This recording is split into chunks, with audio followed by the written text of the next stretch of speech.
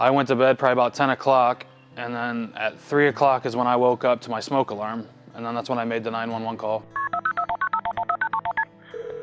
911, what's the address of your emergency? 4088 State Route 634. Okay, what's going on? I woke up to a fire alarm. My house full of smoke.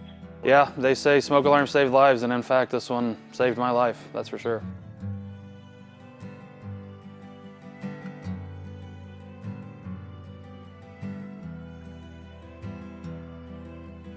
I mean, if anyone ever questions why we need them in our house, like, my life and everyone else's is the reason we need them. That, like I said, in fact, saved my life.